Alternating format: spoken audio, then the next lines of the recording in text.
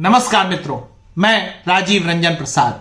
क्या सचमुच शुंग शासक भारत में बौद्ध धर्म के पतन का कारण थे?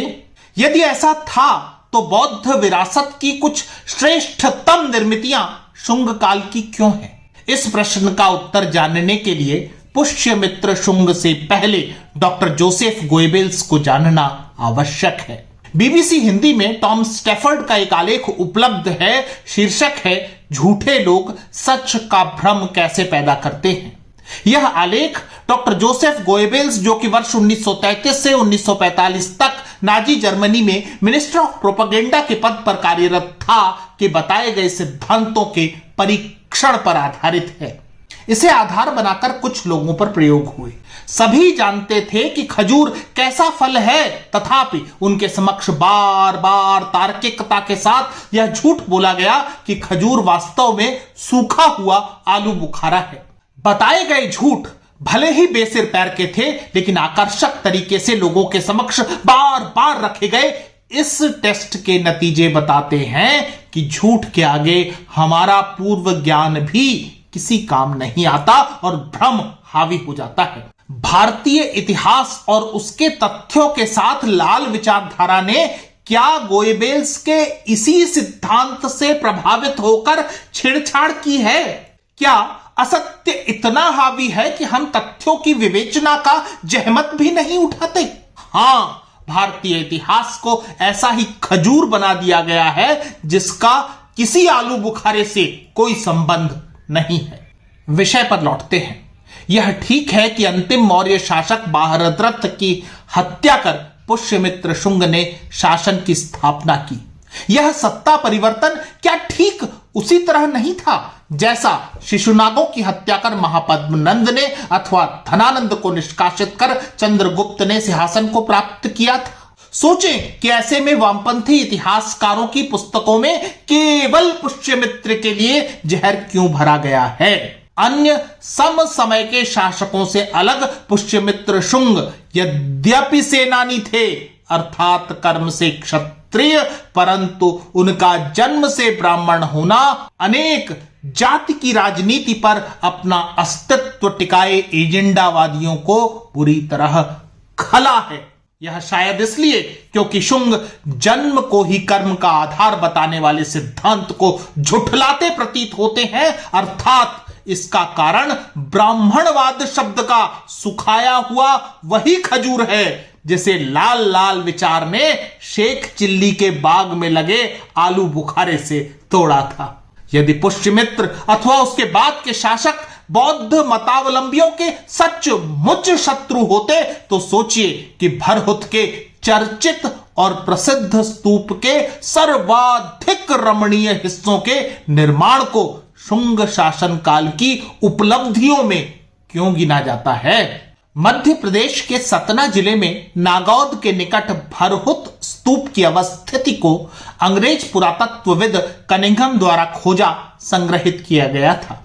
भरहुत में मूल स्तूप का निर्माण मौर्य काल में आरंभ हुआ होगा, लेकिन संदेह नहीं कि इसे बड़ा और भव्य स्वरूप शुंग कालखंड में ही प्राप्त हुआ था। मैंने अनेक आलेख देखे जिसमें नवबौद्धों और वाम एजेंडाकारों ने जानबूझकर शुंग काल के इस योगदान को झुठलाने अथवा उस पर पर्दा डालने की कोशिश की है। लेकिन क्यों? कितना सुंदर सांस्कृतिक समन्वय का युग रहा होगा जहां सिंहासन पर कथित ब्राह्मणवादी आसीन है, लेकिन भरहुत के स्तूप में चित्रण भगवान बुद्ध के जीवन और कार्यों का। भरहुत में कई जातक कथाओं का वर्णन है, जैसे वसंतारा जातक, करका जातक, महाकपि जातक, निगरोध मृग जातक, कुरंग मृग जातक, तमिया जातक आदि। इसके साथ साथ कुछ वे बदलाव भी आए हैं जो स्वाभाविक कहे जा सकते हैं। उदाहरण के लिए भरहुत में उत्तर दिशा के अधिपति के रूप में कुबेर का चित्रण हुआ। इसके साथ ही कुबेर की सुंदर पत्नी मंजरी को भी चित्रांकित किया गया है। शुंगों ने भरहुत का जो श्रृंगार किया उसमें गोलाकार पदकों पर श्रद्धालुओं, दानदाताओं, शालभंजिका, यक्ष, बाघ, फूलों की भित्ति चित्र तथा यूनानी योद्धा की तरह दिखने वाली आकृतियों के निर्माण शामिल हैं। इसी तरह एक प्रतिमा गज लक्ष्मी की है जो कटघरे के गोलाकार पदक पर बनी हुई है। इस छवि में गज लक्ष्मी खड़ी हुई हैं तथा दो हाथी अपनी सूंड में पानी भरकर उन्हें स्नान करा रहे हैं। यह सांस्कृतिक समन्वयन की ओर इशारा है, जहां धार्मिक विद्वेष का कोई स्थान नहीं था। भरहुत की तरह सांची के स्तूप का कुछ भाग शुंग काल में निर्मित हुआ है, विशेष रूप से स्तूप क्रमांक 2 के कटघरे और स्तूप क्रमांक 1 का मुख्य द्वार। स्तूप क्रमांक 2 के कटघरों में ऐसे उभरे हुए नक्काशी के काम है जो उच्चतम तकनीक, ज्ञान और निर्माण कला की विशेषज्ञता के द्योतक हैं। इसी प्रकार केंद्रीय प्राचीन पदक में कमल पर खड़ी एक महिला की प्रतिमा है, जो स्तूप में अवस्थित अन्य प्रतिमाओं में अपनी निर्मिति और प्रकार में भिन्न है। केवल इतना ही नहीं, बोध गया के स्मारकों में भी वे कटघरे जो स्तूप तथा मंदिर के चारों ओर बनवाए गए हैं, शुंगकालीन हैं। कटघरों के एक स्तंभ पर ब्राह्मी लिपि में अभिलेख प्राप्त हुआ है, जो इंद्राग्नि मित्र की पत्नी कुरंगी का है, जिसे ईसा की प्रथम शताब्दी के आरंभ में लिखवाया गया था। लेख है इंद्राग्नि मित्रस्य पजवतीय जीव पुत्र ये कुरा गिएदानम राजा प्रसाद चेतिकास। अतः संदेह नहीं रह जाता कि शुंग शासन धार्मिक रूप से न केवल सहिष्णु था, अपितु इन समयों में बौद्ध धर्म की विरासत को नष्ट करने के स्थान पर उनका पुनरुद्धार और सौंदर्यीकरण भी किया गया है। अपनी पुस्तक शुंगकालीन भारत में सच्चिदानंद त्रिपाठी लिखते हैं कि उस समय में ब्राह्मण, बौद्ध और जैन तीनों धर्म समान रूप से उन्नति कर रहे थे। कोई धर्म न तो किसी को दबाकर उन्नति कर रहा था, न किसी के द्वारा अवनति की ओर धकेला जा रहा था। यद्यपि पुष्यमित्र ब्राह्मण धर्म की उन्नति चाहता था, तथापि उसने विरोधी धर्मों के प्रति कोई अन्याय नहीं किया। इस दौर में बौद्ध धर्मावलंबी चित्रकला और स्थापत्य कला के विकास में लीन थे, जबकि सनातन मान्यता उन्नत साहित्य की निर्मिति में इसी दौर में जुटी हुई थी। भारतीय राजनीति के पटल पर शुंग क्यों अवतरित हुए, इसके लिए यह विवेचना क्यों नहीं होती कि अशोक के पश्चात ऐसा क्या हुआ कि 50 साल भी मौर्य साम्राज्य खींचा नहीं जा सका। यह विवेचना क्यों नहीं होती कि बाहरद्रथ का शासन समय आने तक विशाल साम्राज्य छिन्न भिन्न हो गया था। कलिंग सहित राज्य के दक्षिणी और उत्तर पश्चिमी हिस्से स्वतंत्र हो गए थे। वह विदेशी आक्रमण का दौर था। विशेष रूप से यवन मगध की ओर बढ़े आ रहे थे और मौर्य शासित पाटलिपुत्र नीरों वाली बांसुरी बजा रहा था। इन्हीं परिस्थितियों में बाहरद्रथ की हत्या हुई, साथ ही सत्ता परिवर्तन भी। यह भी सर्वविदित है कि शुंग शासन के प्रभाव में आने के बाद अनेक बौद्ध भिक्षु यवनों से सहायता प्राप्त करना चाहते थे। उन्हें पाटलिपुत्र पर आक्रमण का उकसावा दे रहे थे, जिसकी जानकारी प्राप्त होते ही प्रशासन द्वारा उनका दमन किया गया।